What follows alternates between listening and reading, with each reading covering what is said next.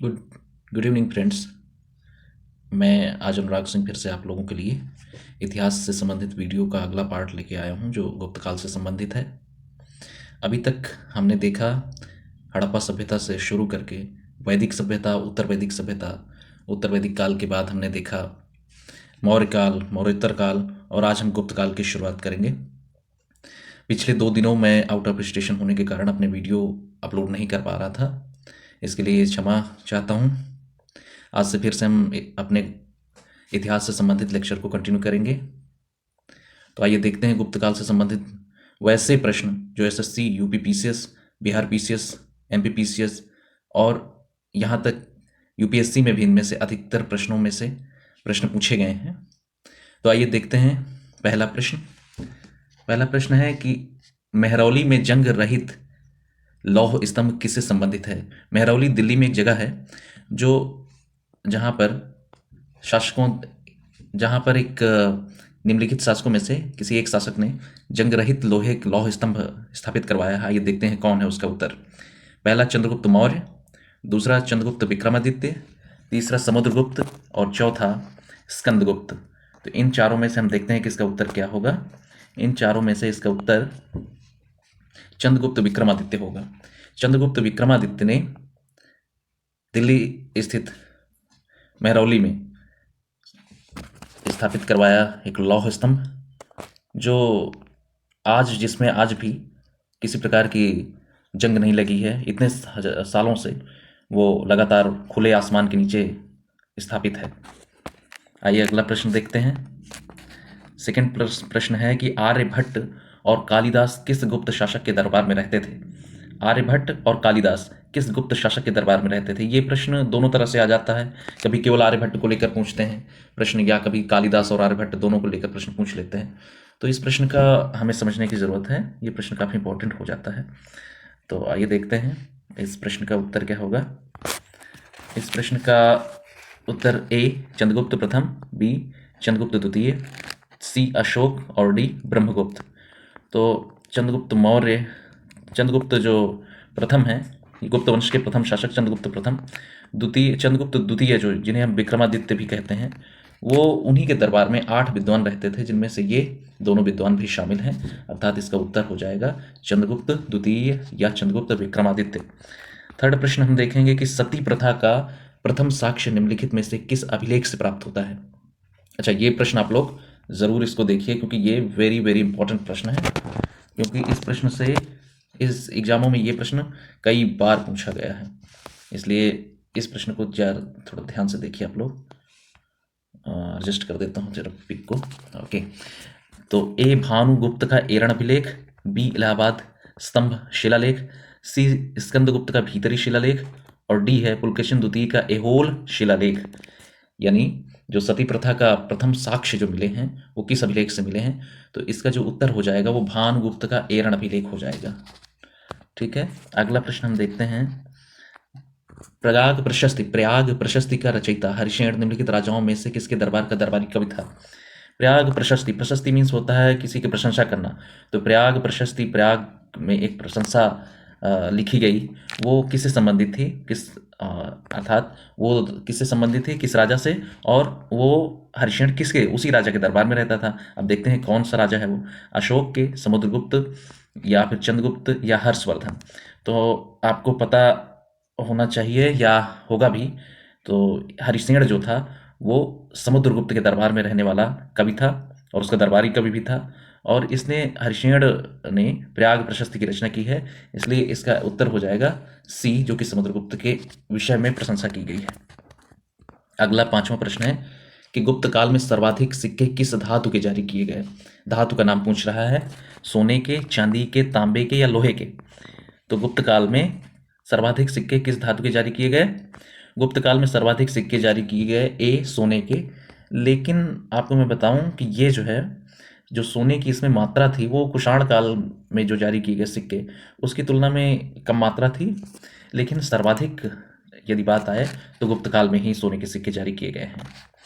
अगला प्रश्न है कि गुप्त काल के चांदी के सिक्कों को क्या कहते थे। अच्छा, यहाँ मैं आपको बता दूं कि जो सोने के सिक्के होते थे गुप्त काल के, उनको दीनार कहते थे।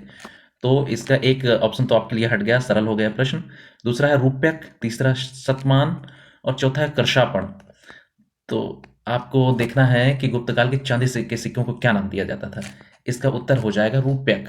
ठीक है, क्या हो जाएगा? रूप्यक। रूप्यक जो है गुप्तकाल के चांदी के सिक्कों को क्या कहते थे? रूप्यक। चांदी के सिक्कों को हम क्या बोलते थे? रूप्यक। गुप्तकाल के चांदी के सिक्कों को हम क्या बोलते थे?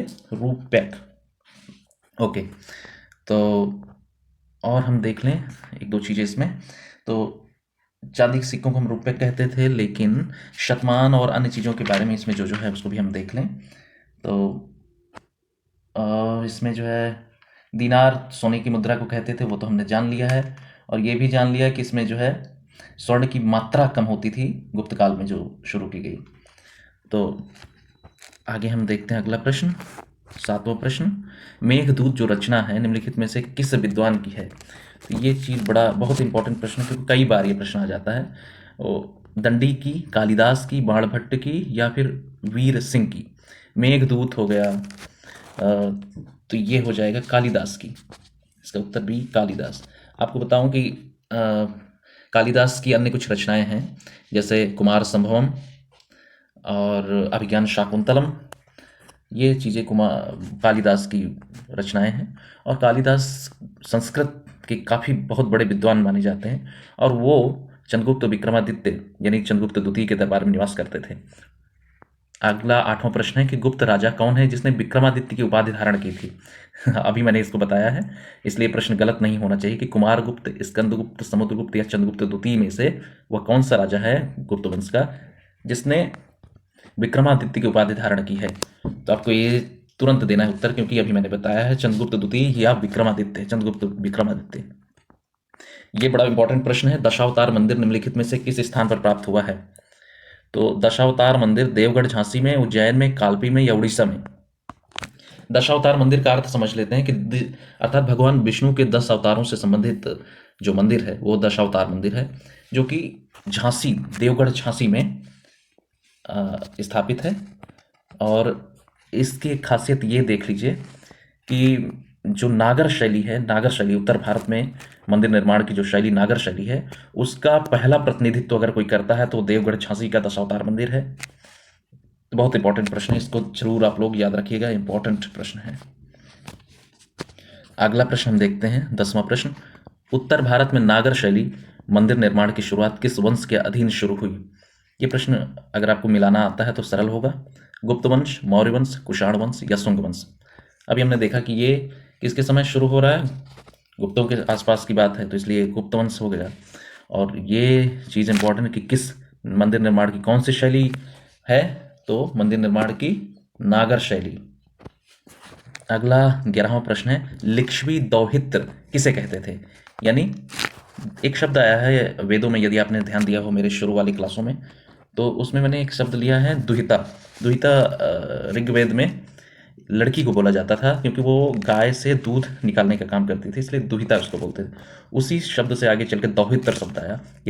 यानी यदि कोई लिच्छवी नरेश या लिच्छवी का कोई होगा, उसकी जो पुत्री होगी उसको दौहित्र बोलेंगे। आगे देखते हैं इसका उत्तर क्या होगा। लिच्छवी दौहित्र किसे कहते थे? चंद्रगुप्त प्रथम को, चंद्रगुप्त द्वितीय को, समुद्रगुप्त को, स्कंदगुप्त को। दौहित्र मीन्स पुत्र। दौहित्र मीन्स लिच्छवी राजकुमारी का पुत्र कौन था? निम्नलिखित में से लिच्छवी राजकुमारी का पुत्र कौन था? तो आपको बता दूं मैं कि इसका उत्तर हो जाएगा समुद्रगुप्त, क्योंकि समुद्रगुप्त जो था वो था लिच्छवी की राजकुमारी का पुत्र, जिसकी शादी हुई थी समुद्रगुप्त के पिता से। ठीक है, आपको एक क्रम बता देता हूं मैं गुप्त वंश के राजाओं का। चंद्रगुप्त प्रथम, चंद्रगुप्त द्वितीय, विक्रमादित्य, फिर आता है समुद्रगुप्त, स्कंदगुप्त। समुद्रगुप्त के बाद आता है स्कंदगुप्त से पहले आता है कुमारगुप्त, फिर वो स्कंदगुप्त आता है। तो ये क्रम हो जाता है। तो सबसे पहले क्या क्रम हुआ? चंद्रगुप्त प्रथम, फिर चंद्रगुप्त द्वितीय, विक्रमादित्य, फिर आता है समुद्रगुप्त, समुद्रगुप्त के बाद आता है कुमारगुप्त, फिर आता है स्कंदगुप्त। 12वां प्रश्न है कि रोमन साम्राज्य के साथ भारत का व्यापार रोम पर किसके आक्रमण के साथ समाप्त हो गया? यानी रोमन साम्राज्य के साथ भारत का जो व्यापार होता था, रोम पर किसने आक्रमण कर दिया कि वो हमारा व्यापार समाप्त हो गया? अरबों के, हंगेरियन के, हूणों के या फिर तुर्कों के आक्रमण के कारण? तो उस समय तुर्क तो थे ही नहीं, अरब में भी उतना ज़्यादा धार्मिक उन्माद या धार्मिक कुछ चीज़ें नहीं आई थी, इसलिए यदि आप देखेंगे तो इस समय हूणों का वर्चस्व था उस क्षेत्र विशेष पर, तो इसलिए इसका उत्तर हो जाएगा हूण। तो रोमन साम्राज्य के साथ भारत का व्यापार रुक गया क्योंकि रोम पर हूणों ने आक्रमण कर दिया। ठीक है, अगला प्रश्न है, निम्नलिखित में से कौन गुप्त शासक अपने सिक्कों पर वीणा बजाते हुए प्रदर्शित किया गया है? अर्थात कौन सा ऐसा गुप्त शासक है जो वीणा का शौकीन है? समुद्रगुप्त, स्कंदगुप्त, चंद्रगुप्त विक्रमादित्य या रामगुप्त? तो ये आप देखेंगे कि समुद्रगुप्त के सिक्कों पर समुद्रगुप्त को वीणा बजाते हुए दिखाया गया है, अर्थात इसका उत्तर ए हो जाएगा, समुद्रगुप्त। 14वां प्रश्न है कि गुप्त वंश का संस्थापक निम्नलिखित में से कौन शासक है? अच्छा, हम तो ये तो जानते हैं कि गुप्त वंश की शुरुआत जो है, बड़ा शासक जो होता है वो होता है चंद्रगुप्त प्रथम, दूसरा जो बड़ा शासक होता है चंद्रगुप्त द्वितीय या चंद्रगुप्त विक्रमादित्य। लेकिन गुप्त वंश की स्थापना किसने की, ये हमको देखना है। तो चंद्रगुप्त विक्रमादित्य ने, कृष्णगुप्त ने, रामगुप्त ने या समुद्रगुप्त ने? तो गुप्त वंश का जो संस्थापक था वो रामगुप्त था। कौन था? रामगुप्त, सी, रामगुप्त। भारत का नेपोलियन के नाम से आमतौर पर किस हिंदू राजा को जाना जाता है? ये प्रश्न एसएससी में आया हुआ है। इस प्रश्न को 15वें प्रश्न को देखिए, भारत का नेपोलियन के नाम से आमतौर पर किस हिंदू राजा को जाना जाता है? बिंबिसार को, अजात शत्रु को, अशोक को या फिर समुद्रगुप्त को? किसको जाना जाता है? किसको जाना जाता है? समुद्रगुप्त को। भारत का नेपोलियन कहा जाता है समुद्रगुप्त को। नेपोलियन उपनाम क्यों दिया जाता है? एक्चुअली उपनाम कोई भी जो दिए जाते हैं वो उसके जैसे कार्य करने के कारण दिए जाते हैं। नेपोलियन को यूरोप में अनेक विजयों के कारण जाना जाता है, इसलिए भारत में यदि देखें तो समुद्रगुप्त ने भी ढेरों विजय प्राप्त की थी, हजारों कई युद्धों में उसने विजय प्राप्त की थी, इसलिए भारत का नेपोलियन समुद्रगुप्त माना जाता है। गुप्त संवत की शुरुआत किस वर्ष मानी जाती है? अच्छा, पिछले वीडियो जब मैं पढ़ा रहा था आपको कुषाण वगैरह, तब आपको मैंने बताया था कि शक संवत की शुरुआत कब से मानी जाती है। तो आज अगला उसी का प्रश्न आ गया है कि गुप्त संवत की शुरुआत का वर्ष माना जाता है कौन सा? 319 ईस्वी, 600 ईस्वी, 78 ईस्वी या 57 ईस्वी पूर्व? तो आपको ये चीज़ यदि पता हो तो ठीक है, नहीं पता तो याद कर लीजिए, क्योंकि डायरेक्ट ऐसे ही ऑप्शन आता है और आपको इसका उत्तर देना होता है। इसका उत्तर हो जाएगा ए, अर्थात 319 ईस्वी में गुप्त संवत की शुरुआत होती है। अगला प्रश्न है, चीनी यात्री फाहयान किसके शासनकाल में भारत यात्रा पर आया था? फाहयान जो चीनी यात्री था वो किसके शासनकाल में भारत यात्रा पर आया था? रामगुप्त के, कुमारगुप्त के, चंद्रगुप्त द्वितीय के या फिर समुद्रगुप्त के? हाँ, ये बड़ा अच्छा प्रश्न है और खूब प्रश्न पूछा जाता है, बड़ा सिंपल सा प्रश्न है और बहुत बार पूछा गया है, इसलिए अब देखते हैं इसका आंसर। इसका आंसर हो जाएगा चंद्रगुप्त द्वितीय, यानी चंद्रगुप्त विक्रमादित्य के शासनकाल में चीनी यात्री फाहयान भारत आया था। और आपको बता दूं मैं कि हर्षवर्धन के काल में आया था ह्वेनसोंग। अगला प्रश्न 18वां है कि पंचतंत्र की कथाओं का संकलन निम्नलिखित में से किसके द्वारा किया गया? पंचतंत्र की कथाएं हैं जिसमें किस प्रकार की कथाएं उसमें हैं? उसमें पशु पक्षियों से संबंधित नैतिक मूल्यों को ध्यान में रखते हुए कथाएं लिखी और संकलित की गई हैं। अब देखते हैं इसका उत्तर क्या होगा। पंचतंत्र की कथाओं का संकलन निम्नलिखित में से किसके द्वारा किया गया? वाल्मीकि के द्वारा, वेद व्यास जी के द्वारा या विष्णु शर्मा जी के द्वारा या तुलसीदास जी के द्वारा? तो हमको पता है वाल्मीकि जी ने रामायण की रचना की थी, वेद व्यास जी ने महाभारत की रचना की थी, तुलसीदास जी ने श्री रामचरितमानस की रचना की और विष्णु शर्मा जी ने पंचतंत्र की रचना की। विष्णु शर्मा ने पंचतंत्र की रचना की। आपको मैं दिखा दूं कि तुलसीदास जी ने किस चीज़ की रचना की? तुलसीदास जी ने की है श्री रामचरितमानस की रचना। तुलसीदास जी ने क्या किया है? श्री रामचरितमानस की रचना तुलसीदास जी ने किया है। तो अगला प्रश्न, अच्छा, कंफ्यूज होने की आवश्यकता नहीं है। वाल्मीकि जी ने वाल्मीकि जी ने रामायण की रचना और तुलसीदास जी ने रामचरितमानस की रचना की है। 19वां प्रश्न है आज का, निम्नलिखित में से कौन चिकित्सक नहीं है? अर्थात डॉक्टर नहीं था, चिकित्सक नहीं है। इंग्लिश में इसके लिए डॉक्टर ही यूज करते हैं, लेकिन चिकित्सक शब्द हिंदी में काफ़ी अच्छा माना जाता है। सुश्रुत, चरक, धन्वंतरी या चारवाक? तो आपको मैंने ऐसे प्रश्न पिछले वीडियोस में भी करवाए थे। इसलिए आप देखिए कि सुश्रुत जी चिकित्सक थे, यस। चरक, यस। धन्वंतर, यस। लेकिन चारवाक नहीं, क्योंकि चारवाक भौतिक दार्शनिक या नास्तिक दर्शन का प्रणेता है, तो चारवाक नहीं है, चारवाक नहीं है। ठीक है। चारवाक दर्शन कहता है कि यदि आपके पास खाने को नहीं है तब आप खाने को नहीं है तभी आप क्या करें, उधार लेकर खाएं, लेकिन घी और अच्छी अच्छी चीज़ें खाते रहें। ये पूर्ण रूप से भौतिक दर्शन है भारत का, भौतिकता से संबंधित। 20वां प्रश्न आज का और अंतिम प्रश्न आई थिंक देखते हैं। अजंता की गुफाएं किस वंश के शासनकाल में निर्मित की गई? अजंता की गुफाएं कहाँ हैं? महाराष्ट्र में हैं। तो वो किस वंश से संबंधित है? चालुक्य से, कुषाण से, मौर्य से या गुप्त से? चालुक्य नरेश पुलकेशिन द्वितीय का नाम कई बार आता है, वो दक्षिण भारत खासकर महाराष्ट्र वाले क्षेत्र से संबंधित है। कुषाणों का नाम आता है जो कि मथुरा से लेकर अफगानिस्तान वाले क्षेत्र तक है। मौर्य लोगों के बारे में मैंने पढ़ा ही दिया, तो इसका उत्तर हो जाएगा गुप्त। गुप्त राजाओं के समय अजंता की गुफाओं का निर्माण किया गया। 21वां प्रश्न अभी है। वराह मिहिर थे, एक नाम आता है वराह मिहिर थे, खगोल शास्त्री थे, गणितज्ञ थे, भूगोलवेत्ता थे या चिकित्सक थे? तो वराह मिहिर जो नाम आता है वो खगोल शास्त्री थे, अर्थात एस्ट्रोलॉजर थे। ठीक है।